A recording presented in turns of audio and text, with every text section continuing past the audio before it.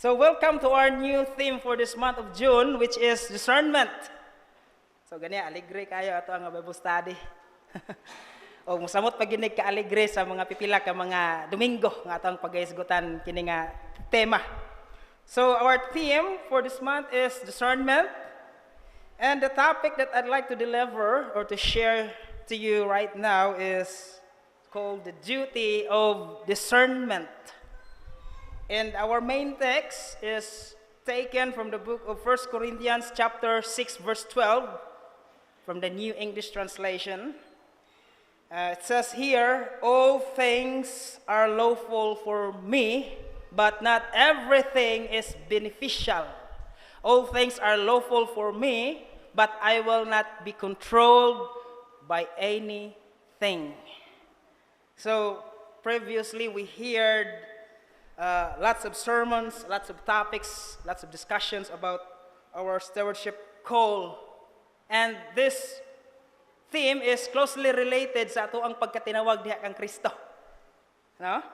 And throughout this month, let us get through in this widely known, relevant, timely, and timeless topic concerning the Christian lifestyle and liberty, both in our faith and practices, where in an age, information is readily available at our fingertips. Ana, wa na'y matago, dayag na kaayo ang mga informasyon. No? The ability to discern truth from falsehood, right from wrong, and wisdom from folly is more crucial than ever, since we live in a world that is filled with a myriad of voices, each clamoring for our attention and our allegiance. No? Sumala sa ato ang mga nadungog, matag karon og unya. And these voices comes in various forms such as media, culture, friends, family, and even our thoughts and desires. But God is so good and so nice to us because we have His living words, the oracles of God, the living oracles of God. So the Bible, in its timeless wisdom, has always emphasized the importance of discernment. But before we proceed, ani nga topic, magahangyo ako sa matag usa sa pagduko silang makaulos mga kadiyot. Pagampo kita. Gracious God and loving Father, today we honor you as we heard your message, your word today. Father God, give me your knowledge and wisdom as I deliver this topic sa imuhang mga kanakan. Nanghinaot kami Ginoo nga amo ang mga kasing-kasing mapuno sa kadasig bahin niini nga mga pulong nga gikan kanimo. Bless me in this, O God, in Jesus' name I pray and give thanks. Amen. So the book of 1 Corinthians, motoo mo sa dili, usa ka iglesia nga diin daghan kayo pagsulay gyud. Daghan kayo pagsulay. Normally ang mga kaiglesiyahan sa ato nga Ginoo, daghan gid sila og mga pagsulay sa ilaha nga ma-encounter. So in the book of 1 Corinthians reveals many of the problems that the Corinthian church faced. And in fact, in almost every chapter of the book, kung imuha nga tagsa-tagsaon pagpakli ang 1 Corinthians na siya 16 chapters, imog yung mapalgan nga kada chapter adunay problema. Paul wrote to the Christians living in this city to give them God's answers to these many problems. So, inani ang mga problema nga ilaha nga nasinati. The problem of the divisions in the church. The problems of worldly wisdom. The problem of carnality, immorality in the church, the problem of bringing a fellow Christians to court. Ang Kristohanon, wa magkasinabot pud sa aral nga Kristohanon, nag-unay sila, nagdungan sila og kihaay. Naitabo na sa Bible gyapon.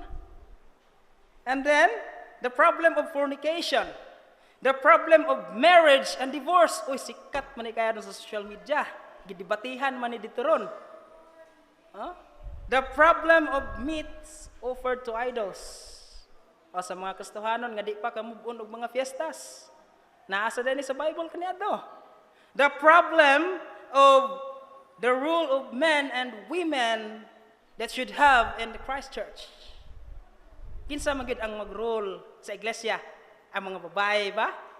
Ang mga lalaki ba? Sa panimalay kinsa man gid ang mag-rule over? Ha? Asa man gid kuan ang leadership sa panimalay o yun man sa iglesia? Problema sa din nila kaniadto. The problem of abusing the Lord's Supper. Masubraan sa Lord's Supper. Ang uban sa Lord's Supper lang po'y abson. Naagya po na sa itong panahon karon. The problem of spiritual gifts. Oh, mayingon sila nga si Pablo la atong pasultihon kay puno kan siya espiritu. Si Pedro day dili. Oh, naa po na rin sa tuwa. Si Brad lang mo yan may gina. Atong masayran sa pipila ka mga gutlo niya mga igsoon. So the problem of a lack of love, kulang sa gugma. The problem of speaking in tongues, kana relevant kayo. The problem of wrong teaching about the resurrection and the death of Jesus, and even the resurrection of the dead. And then the problem of collecting for the saints. Naglalis gihapon na sila bahin sa tithes and offerings. Gyapon Sa inyong paminaw, what do you think that caused these emerged problems within the ancient Church of Christ at Corinth? Sa inyong hunaw-hunaw, anong naman yung mga problema ha? Unsa kahay nakulang? Unsa kahay wala diha nila? O siguro naa nila pero nagpakabutabungo lang. Atong masayran sa pipila ka mga gutlo. So sa ato ang tema, discernment, and according to the reliable dictionary of all times, Merriam-Webster's dictionary, discernment is defined as the quality of being able to grasp and comprehend what is obscure. Ang imuha nga abilidad sa pagsabot o pagtugkad bahin sa mga butang nga way klaro usahay. Another definition is that stresses the power to distinguish and select what is true or appropriate or excellent. Another, from the Hebrew, or the concordance, Strong's Concordance of the Bible, from the Hebrew, ben, dili Ben Mendoza, ben, ang iyahang root word. It is an insight or understanding, wisdom, discernment, and knowledge. So diha na nagsugod ang kuan ato nga discussion karon. Nga sa ato pa to separate things from one another at their point of difference in order to make distinction. Unsay kalahian sa pato ug manok? Ang duha puros mga langgam. Pero diri sa Binsaya lahin man kay ang langgam diri sa to gi-consider man to kanang guryon, lupad-lupad, gulan siyang. But in general, they are feathered animals, they are called birds. Pero unsa may kalahian sa pato ug manok, langgam gyapon na sila. Ang kalahian lang nga ang manok nga rooster mo tugtugaop pero ang pato nga laki mo kwak-kwak. So, the word bien in the Old Testament used about 250 times. Another from its Greek term, diakrisis. And from the Strong's Concordance of the Bible, diakrisis, which is a distinguishing, discerning, judging one thing from another. That is the act of judgment, decision-making, and an investigative report or investigate thoroughly. And its verb form, it is anakrino, which is to separate throughout or to test. Giyon sa man nimo pag-ila nga ang liquid nga gitawag og muriatic acid lahi ni siya kumpara sa liquid nga tubig. No? Imo bang tilawan o imong giabos yuta. And it is used 20 times in the New Testament. So brothers and sisters, based on the various sources that we're using karon, discernment in its simplest form, it is the ability to judge well. How am I supposed to judge? Are Christians supposed to judge? That is, kuan na siya, debatable kaya na siya nga issue. But the Bible tells us this clearly concerning the word discernment. How are we supposed to judge? Even our personal life, how are we supposed to judge ourselves? And in the context of our Christian faith, it is the ability to distinguish truth from error, right from wrong. And ultimately, God's will from our own will or the world's.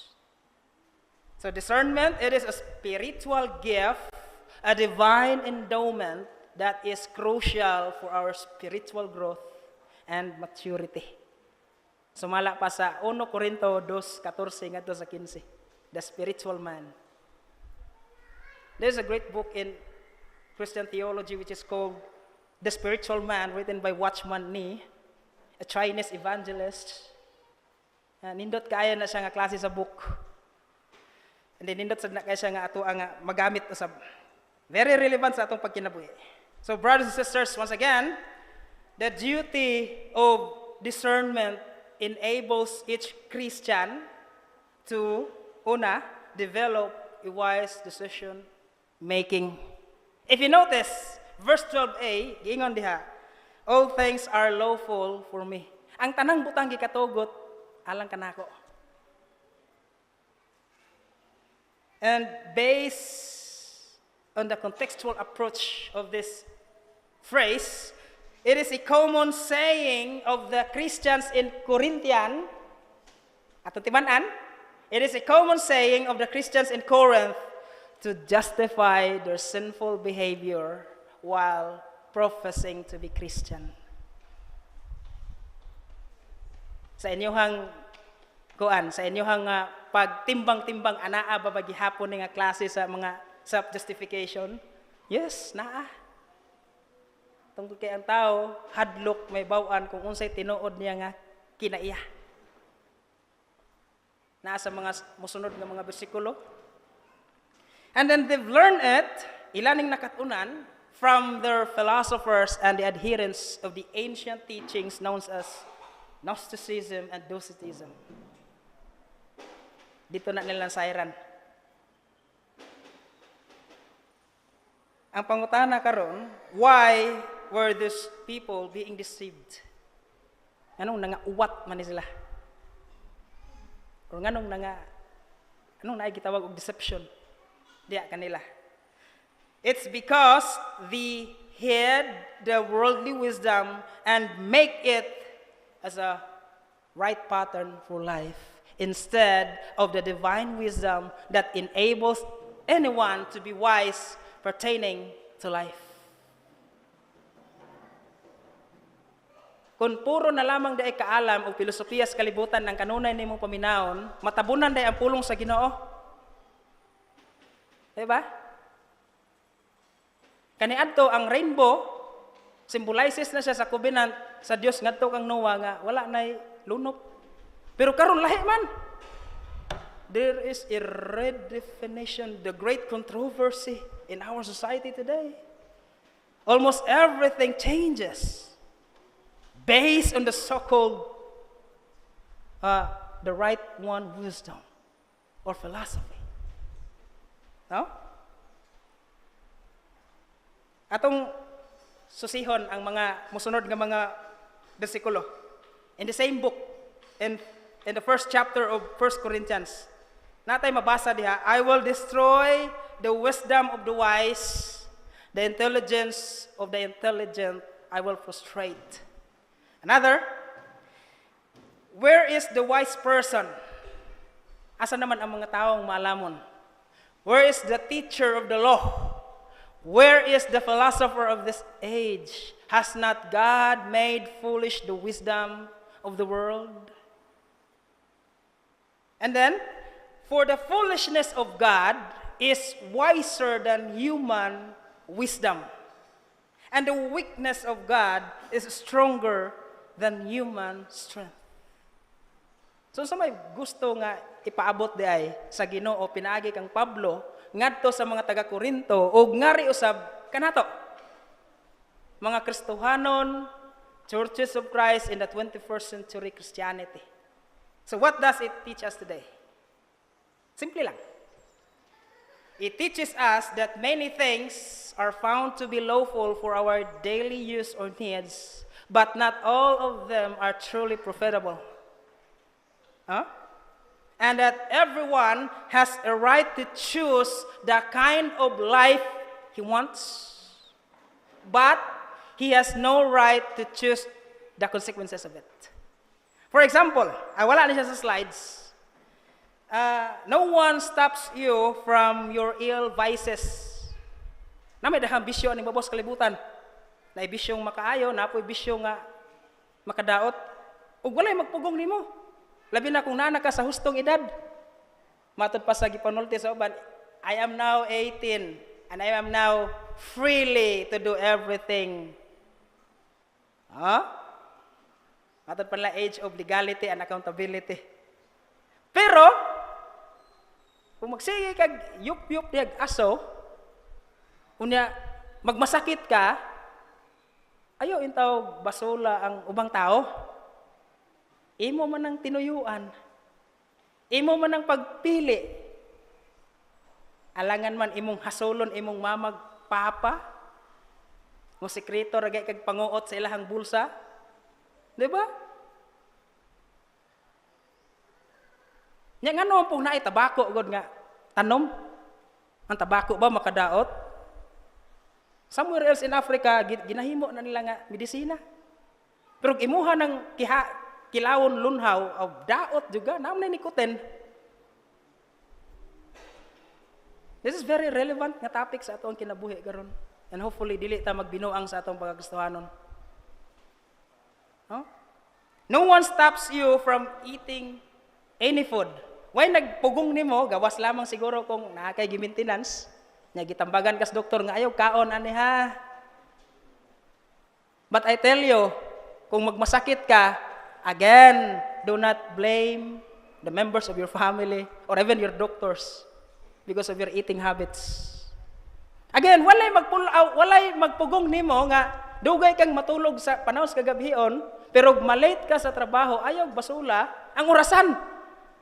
Do not blame your alarm clock kay wa mo tingog. Narabi na pod. Dugaya na ako kabangon, oy, wa man tingog kung alarm clock, pero ang tinuod, pero yung haguka pagid nimo. Pero imo man ang pagpili. Ang pagkatulog nindot, pero magsige ka lang pagkatulog, matod pa sa libros panultihon, kung magpunay ka lang katulog, moabot ka nimo nga ang kinabuhi, muhasmag sama ka sa datugan sa mga batos kalangitan. In other words, moabot ka nimo ang kapobrehon. Pero maayo ang pagkatulog. Pero dili maayo sa katawang musingal pugtog. Kay wa kay mahimo nga trabaho og wa sa kay mahimo nga pangitaan. Diba? All things are lawful, gikatugot, pero dili tanang butang maghatag kaayuhan. Another, no one stops you from cheating in the class. Asa itong mga estudyante, kumusta? Nang graduate na. Makarelate gina sila kay ako appeal po ko niya na. No one stops you from cheating in the class. Pero masakpan gani ka, sa tumoy sa bullpen, rin kita mag-abot. Di ba? Again, no one will stop anybody. Imong partner, iyang partner, no one stops you from cheating your wife or husband. Pero madakpan ka niya, ipapriso ka niya, ang worst, biyaan ka sa iyong pamilya, kinsay basulo nimo? Ang gobyerno? Natuog ka? That is the way, the kind of life nga imong gipili. Yang ano ang tao, mahiaguman sa ingin anak nga klase sa experiences kinabuhi. Masay tubag. Kabalo na mo. Masay tubag na anak. The same problems nga na-encounter sa taga Corinto and the same problems nga ato ang ma-encounter in this 21st century Christianity. No one will ever stop you from doing all these things, either good or bad. But don't ever try to blame someone for the consequences. Because you choose the other side of wisdom. Unsa man day another side sa wisdom day? Foolishness. Ano ra man na? Ang kabuang tugbangan og kaalam. Ang kaalam tugbangan kabuang. Moro man na. Siya. So discernment concerning wisdom. Kung ang kalibutanhon nga kaalam ang paharion sa tao, unsa may tabo? Chaos. Chaos diya sa imong panimalay. Chaos usab sa ato nga iglesia. Chaos atong pagtulunan. Ginana. Proverbs 13 verse 16, the wise king Solomon says, every sensible person acts from knowledge, but a fool demonstrates fully. Nagapasundayag sa iyang kabuang, ang buang-buang. Proverbs 12:15, fools think their own way is right, but the wise listen to others. Brothers and sisters in Christ, friends and guests, what God surely requires while we live this life is that we must live it based on the right measurement of wisdom, which produces good stewardship and integrity. Muna ang gipangita, kinahanglan sa Dios. And that all things lawful for Christians if they are profitable even to the life beyond. Ano bang mubiya kaning bubos kalibutan nga wa jud kay pagmahay ba? Tungod kay nindot kaayo nga pagdumala sa imuhang kinabuhi bitaw.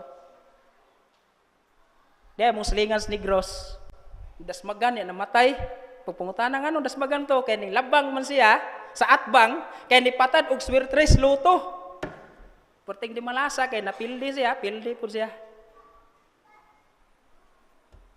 Ana. All things are lawful for the Christians if they are profitable. Kung ang imong ginabuhat, mapuslanon gayud kayo nining kinabuhiya. Nga wa kay kamahayan. Antod nga mubiya ka. Even to the life beyond. Huh? It is always wise to choose or decide wisely from the wisest decision in the never-failing wisdom of God. Diba? It is always wise. James 3:17, nagaingon, however, the wisdom that comes from above is first of all pure, peace-loving, gentle, willing to yield, full of compassion, good deeds, and without trace of partiality or hypocrisy. Kana mo'y tinuray nga kaalam, maalamon nga pagdumala sa kinabuhi. No? Adunay maalamon nga pag-usisa. Another thing, the duty of discernment enables Christians to understand the wise ways of God. Mga maalamong pamaagi sa Dios. If you notice sa phrase, but not everything is beneficial. Taysa, ingon ang Bible, God creates everything and everything is good. Unya, nganong giingon man nga, dili man makaayo, nga maayo magkang tanang butang. Diba? For example, kapantay mo ng asin. Sumala sa siyensya, ang asin comprises of two elements, sodium and chloride. Pero mutuutag sa dili, kanang duha ka elemento, buto na sila, they are explosive elements. Pero naa sa asin. Inyong gikilaw, gitos na sa mangga, tosno sa saraguylas, gitosno sa sinugba, pero anong makaon?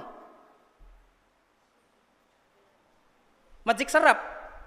Nindot kayo na sa itimpla sa tinuwa, niya subakag pasayan, nindot kayo. Pero imo nang lanlanon, buwa yung baba niyo, matay juga. Ha? Another, kanang pusporo. Single nga palito sa pusporo. Dako kay nagkatabang labi na sa mga kusinero. Pero pataka lang kag salingit ana labi na gid imong balay kugon, ulbo juga. Musigam na. Another kanang bino. Sa Bible, ang giila nga the father of the vine dresser si Noah. Pero ang bino, produkto na siya sa ubas. Nya kaning ubas gi-consider gyapon nga maayo nga binuhat sa Dios. Pero ang dili lang maayo kay ang tao magpunay mag-inom, 8 oras giinom, lipong-lipong agi ay. Sa pangutana, where is wisdom there? No? Ayaw pag-ingon nga tagidyot raman paanod sa abog. Nya di ay to, naunsa man, naanod ka sa imong kahubog. Paana? Where is wisdom there? Ang kaalam diha, mao nga imong gipili kung asa ang labing matarong ug labing mapuslanon. Mao na siya. That is the power of discernment. That is the duty of discernment sa kinabuhi sa mga tao nga nabag-o diha kang Kristo. Amen!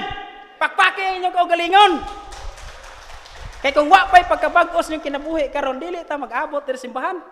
I tell you, shopping ra man gid mo. Pero mag-shopping kay mo pakuyuga ko kay mo inom tag kape. Now, take a glance on this, mga kaigsuonan. The works of your hands. Ano ito ang tagaan, tapos Ginoo kumpleto. Kumpleto yun. Adunay duha ka kamot. Yan, napo, kakuyamoy. The works of your hands. Another, the thoughts we think. Yan, itong huna-huna, puno ni sa daghang panghuna-huna. Masayag, dili na gawas buto. Consider these things. The land that we tell, ang mga mag-uuma nga nagatikad sa kayutaan. The food we eat, the business we do, the clothes that we wear, the family that we have, the home that ang matag-usan nato ato ang gitikad. Grasya na, gasa na gikan sa Dios, pero dili na nimo maayong pagkadumala, way pulos ng tanan. Dili mapusla ng tanan. Guwapog pangalan pero dautan og kinabuhi. Kung sa giingon sa Ecclesiastes 7, pilia ang dungganon nga ngan. Diba? Desolate bodies. Imuhang lawas, gasa sa Dios, gipahulam sa Dios, gipapuy-an sa balaan nga espiritu. Na imuha rang anam-anam og patay pinaagi sa pagyup-yup og asos demonyo na. Ko, di gid mapuslanon.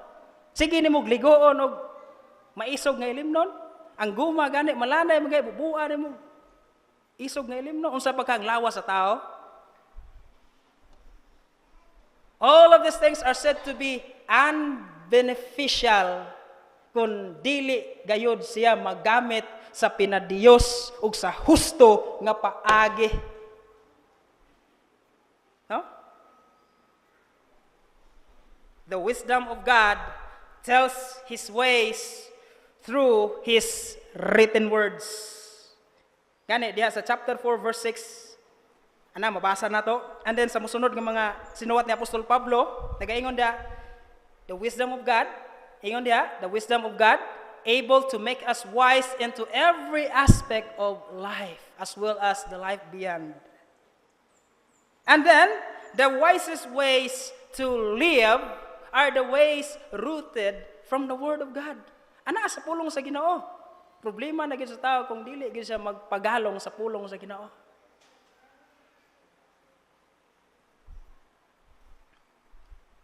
Second, 1 Corinthians 2:14-16, nagaingon din wala sa slides. The person without the Spirit does not accept the things that come from the Spirit of God, but considers them foolishness, and cannot understand them because they are discerned only through the Spirit.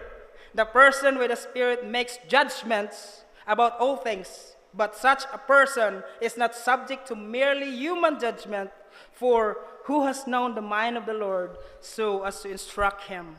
But we have the mind of Christ. Mauna nga ang kinabuhing bag-o nga dalit sa Dios, gituga sa Dios. Ato usab na siya nga dumalahon pag-ayo. Wise way of living. Kaya nga naman, ani nga magka nato ang mind ni Christ? The mind of Christ is, ana ka nato, ang mga panghuna-huna, mga kaalam, ani ka nato. So the wise ways of God for our lives are always directing our path straight forward to the real goal of life. So this time, let us ponder the wisdom of the wise king found in the 3rd chapter of the book of Proverbs. Nga nagaingon diha, first and foremost, we must be constant to our duty.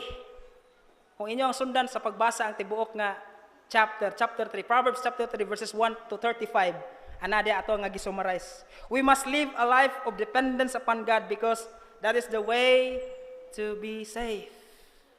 We must keep up the fear of God because that is the way to be helpful. We must serve God with our states because that is the way to be rich. We must hear corrections. Kaniyo? Tagak ko aning dapita, sahay ba? Ato ang garbo, muhari. Hear corrections well because that is the way to get good by them. Huh? We must take pains to obtain wisdom because that is the way to gain her and to be gained by her. Kaalam. We must always govern ourselves by the rules of wisdom, of right reason and religion, because that is the way to be always easy.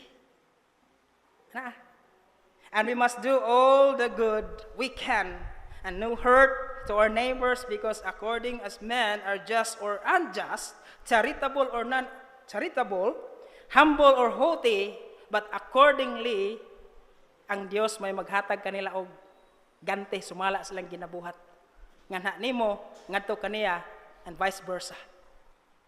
Pagkaanindot sa pulong sa Dios, puno sa kaalam. And the last two things nga ako ang ipaabot, take into effect the wise counsels. Since we know that all things are lawful for us, ang tanang butang gikatugot di animo, if and only it brings the full glory of God and the fullest sense of His purposes in us. And all things are permissible and beneficial in the sense for our maturity and development. So take into your life, or take into our lives, the word of God's wisdom found in Proverbs 2 verses 6 to 8. In the Good News Translation, it says here, it is the Lord who gives wisdom. Asa gikan ang discernment? Gikan sa Dios. From Him comes knowledge and understanding. And then, He provides help and protection for those who are righteous and honest. He protects those who treat others fairly and guards those who are devoted to Him. The last one is that we need to yield. The fourth thing, we need to yield to a wise way of living. Kita ninyo? Matod pa diha, but I will not be controlled by anything. Yes, kanita nang butang nga tugot ni sa Ginoo, kunya kani nga klase sa pagtugot, kinahanglan musangpot ngadto sa usa ka profession, profitable nga ends. Pero dili ko magpagalong na ini. Sabi buot nga ipaabot sa Ginoo. So living in a wise way is a choice. Since we are Christians, we are not slave to the world and even to the sin, or nor from any sinful decisions. We are slave unto God's righteousness and instruments of His righteousness. Buhat sa pagkamatarong, dili kay magpunay og Kristohanon ka pero kusog ka mo kimbot sa TikTok na. Mao na ron. Halos wa nay sapot. Dili siya maayo nga klase sa kuan pagkinabuhi. Proverbs 4:13, take hold of my instructions and don't let them go. Guard them, because that is the key to life. Naa sa pulong sa Dios ang tinuoray nga meaning sa kinabuhi sa tao. Nya kinahanglan nga mosubmitar ta. We need to yield to a wise way of living. God gifted us a good mind. Maayong panghuna-huna pero kita pong tao usahay dili nato gamiton sa maayong pamaagi ang ato nga panghuna-huna. Psalm 119 verses 1 to 3 nagaingon, joyful are people of integrity who follow the instructions of the Lord. Joyful are those who obey his laws and search for him with all their hearts. They do not compromise with evil. Do we need to compromise? Aron ang tao malipay nimo. Ang tubag na anin niya. Sa ato nga panapos nga bahin, the duty of discernment is a divine aid from God through His Holy Spirit to succor the individual sanctified life. Kanang kinabuhi nimo karon, ana mo sa gitawag nga proseso nga sanctification. And then ang Dios pinaagi sa balaan nga espiritu nagapamuhat sa matag karon ug unya nagagiya haron nga kanunay kang magbuhat og maayo ug matarong ug way ikasaway putli balaan makay pahimuot ngadto kaniya Roma 12:2. To succor the individual sanctified life and which enables each Christians to develop a wise decision making with the help of the Lord. To understand the wise ways of God, to live for God, and to take into effect the wise counsels from God, and to yield to a wise way of living for the glory of God. Mga igsoon. So this time, ato ang paminahon ang pag-ampo nining duha ka bantugang hari sa Israel. Psalm 119 verses 65, 66, and 105, the great King David once penned his word. Nagaingon siya, you have done many good things for me, Lord, just as you promised. I believe in your commands. Now, teach me good judgment and knowledge. Your word is a lamp to guide my feet and a light for my path. Another, the wise King Solomon, 1 Kings 3:9. So give your servant a discerning heart to govern your people and to distinguish between right and wrong. For who is able to govern this great people of yours? Imong kinabuhi, gitugyan or gitugyanan ka sa kinabuhi ni anak nga kinabuhi nimo. Busa dumalahan na siya. O pangayo sa Ginoo ang susamang kaalam nga gipangayo nini nga duha ka mga bantugang hari. They ask the Lord good judgment, understanding, insights, discerning heart. Aron ilang mailhan nga sa matag karon ug unya nagalakaw pa bagihapon sila sa kinabuhing tunhay uyon sa kabubuton sa Dios. Let us pray. Father God in heaven, once again, salamat sa imuha nga mga mensahe nga among nadungog karon ug salamat kay Ginoo sa mga langit nung kaalam nga imuha nga gigasa nga ri kanamo. Ug mo among panghinaot nga sa matag karon ug unya magalakaw gayud kami sa tinuray nga kaalam nga anaalam ang kanimo. Bless us today and forward in Jesus' name we pray. Amen and amen.